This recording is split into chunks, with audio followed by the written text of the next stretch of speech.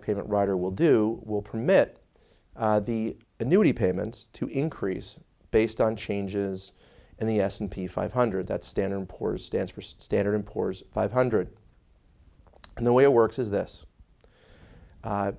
You have initial payments, and if the S&P 500 changes by a certain percentage, the annuity will increase by the same percentage up to a 5% cap. So if the S&P 500 goes up 15%, then the annuity payment will go up 5%. If the S&P goes up 2%, then the annuity payment will go up 2%. What happens if the S&P goes down 10%? Well, the good thing about this is that the annuity payments will not go down. So it has some benefit of the upside, and it does not have the downside.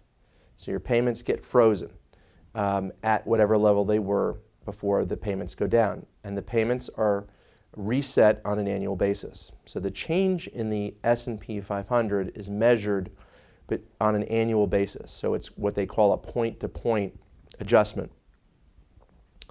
Now, what this will do for someone who has a long-term horizon, it has the potential to give them a participation in an index up to a limited amount with little of the downside or eliminating the downside that one normally associates with those type of investments. How does the pricing compare between a standard fixed structured settlement payment, a fixed COLA adjusted structured settlement payment, and now the index linked periodic payment adjustment? Well, the one that's going to give you the most bang for the buck initially is going to be the fixed payment. There is a cost associated with any type of cost of living adjustment. If you go with a fixed COLA, what's going to happen is your benefits in the long run will be higher, but initially will be lower. And the same thing holds true with the indexed linked periodic payment rider for Pacific Life. However, again, if you have a long-term horizon and you're looking for some way to diversify your structured settlement or the form of your structured settlement, this may be something for you. And again, it's going to be a rider. It will not be a separate annuity. It will be a rider to their existing contract. And the good thing about that is that from the standpoint of the brokers that you work with and the settlement planners, is that it can simply be quoted on the Pacific Life software just like any other quote. It will not require any great machinations.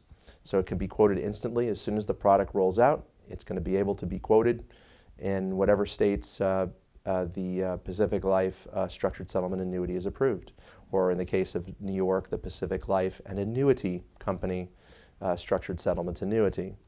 I think personally that this is going to be a very good way for people to diversify their structured settlement payments and give them a solution where there was not a solution before. Structured settlements already provide income tax-free payments for those receiving damages for physical injury, physical sickness, wrongful death, workers' compensation. And to maintain the integrity of its product with this new rider, Pacific Life went out and sought and received a favorable IRS private letter ruling. So those people who are interested in the index-linked periodic payment adjustment rider can feel safe and secure that this really works tax-wise. So now attorneys have an additional option for the structuring of their fees. So you can get a fixed indeterminable payment, a flat payment.